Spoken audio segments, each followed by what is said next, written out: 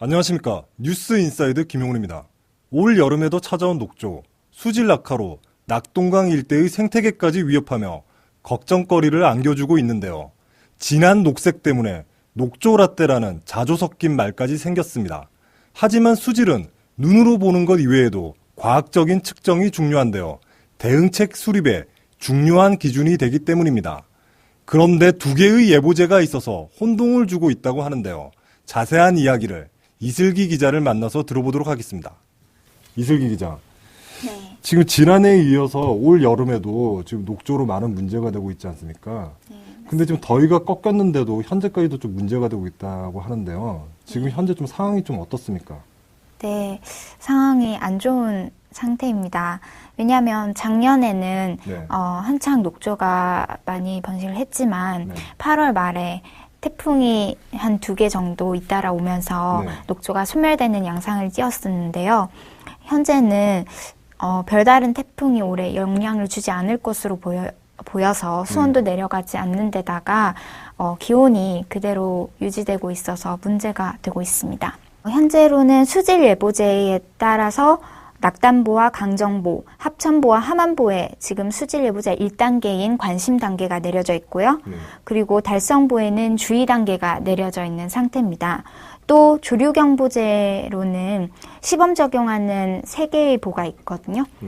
칠곡보와 강정고령보, 창녕 함안보인데요. 이 모든 3개의 보에 1단계인 출현 알림 단계가 지금 내려져 있습니다. 네.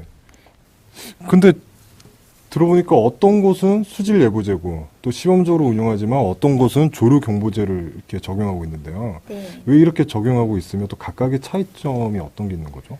네, 이 둘 다 그 엽록소인 클로로필 A 농도와 그리고 유해 남조류 수치 그 개수를 가지고 기준을 나누는 건 동일한데요. 좀 더 수질 예보제가 사전 예방적 의미이고 조류 경보가 사후 대응적 의미를 가진다고 환경부는 말하고 있습니다. 그런데 중요하게 이제 확연히 다른 것은요, 채수 지점이 다르기 때문입니다. 수질 예보제와 조류 경보제의 이 기준에 따라서 또 이 차이가 있는 거죠. 예를 들어서 조류 경보제에 따라서는 창녕 함안보에 조류 경보가 내려졌다 할지라도 수질 예보제는 아무런 단계도 아닐 때도 있고 수질 예보제에서 관심 단계에 접어들었음에도 불구하고 조류 경보상으로는 또 아무런 단계가 내려지지 않은 그럴 때도 있죠. 그래서 혼동이 좀 있다고 볼 수 있습니다. 그러면 같은 자연 현상이더라도 네. 그 녹조에 낀 정도가 네. 동일한 그 조건이라도 네. 수질 예보제하고 조류 경보제를 적용하는 거에 따라서 네. 녹조가 있다 없다 판단이 달라질 수도 있겠네요. 그렇죠. 채수 지점이 다르기 때문이죠. 그러면 어떤 곳은 수질 예보제를 적용하고 어떤 곳은 조류 경보제를 적용한다면 네. 아무래도 혼동이 올 수밖에 없겠는데요. 네. 좀 이 부분에 대해서 좀 대책이 필요하지 않을까요? 네, 그렇습니다. 원래 이 환경부가 낙동강에 조류 경보제를 도입하게 된 것은 이제 4대강 이 사업 이후에 조류가 창궐하면서 환경단체들이 조류의 기준이 됐던 수질 예보제가 너무 엄격해서 대응을 할 수 없다. 아무런 발령 단계가 내려지지 않으면 대응을 할 수 없다. 이런 비판이 있어서 조류 경보제를 일단 낙동강의 3개의 보에만 적용을 하게 된 것입니다.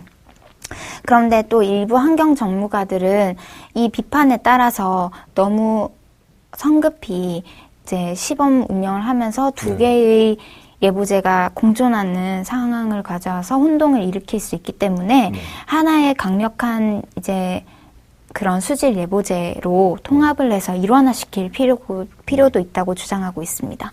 통합시키고 일원화시킬 필요가 있다라는 거네요. 네, 그렇습니다. 그렇다면 환경당국은 좀 이에 대해서 좀 어떤 움직임이 있습니까?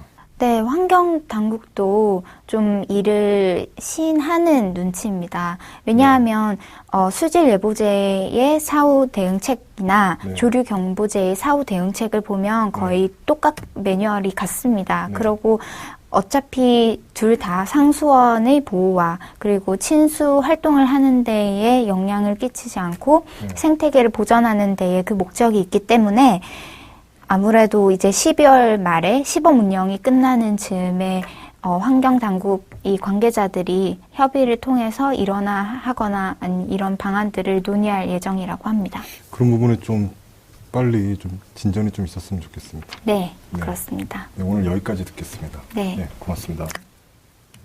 같은 사안을 바라보더라도 보는 기준에 따라 해석은 다를 수 있습니다.